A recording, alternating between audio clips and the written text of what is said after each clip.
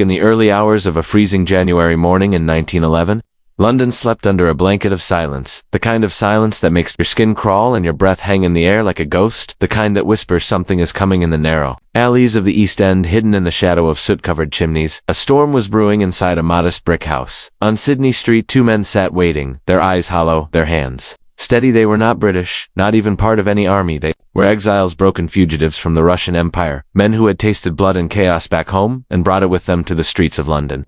Anarchists driven by vengeance and desperation, armed to the teeth with stolen rifles, crates of ammunition, and a belief that death was a better fate than surrender. These men had already left their mark weeks earlier, in a failed robbery gone horribly wrong. 3 British policemen lay dead in the snow, and the city shook with fear. Now the government had tracked them to this very house and surrounded them with nearly 200 armed officers. Rifles aimed, fingers tense, the air smelled like sweat and gunpowder. No one blinked. The entire street was locked down as a ticking bomb waited to go off. Then, suddenly, like a spark in dry hay, gunfire erupted. Deafening, sharp, ruthless bullets tore through wood and brick, ricocheting off walls. Screams echoed, windows shattered. It was a war zone in the heart of London, and just as the city held its breath, something truly unthinkable happened. A black motorcar pulled up right to the edge of the battlefield. The doors opened, and out stepped a man not in uniform, but in power. Winston Churchill, the Home Secretary of the United Kingdom, not a soldier, not a general, but a politician dressed in a tall black hat and a long wool coat. He walked forward into the line of fire without flinching.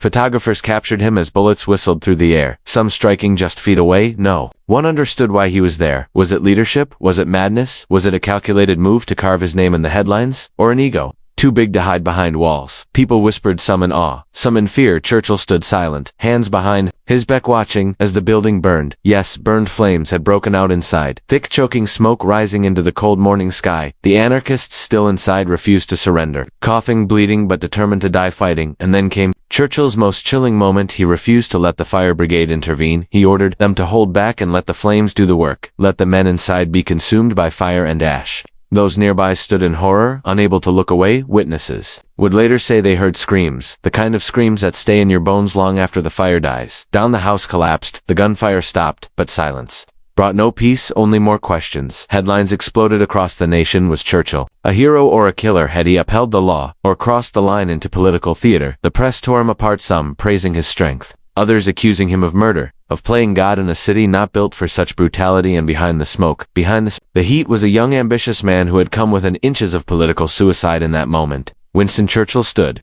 not as a savior, but as a symbol of dangerous power on the edge of glory and ruin. The man who would one day lead Britain through its darkest war had nearly been erased from history before his story ever began. Few remember the Siege of Sidney Street. Even fewer know just how close Britain came to losing one of its most iconic leaders in a back alley of East London, lit by fire, soaked in blood, and echoing with screams. A forgotten moment, a buried scandal, a near disaster that could have changed everything forever.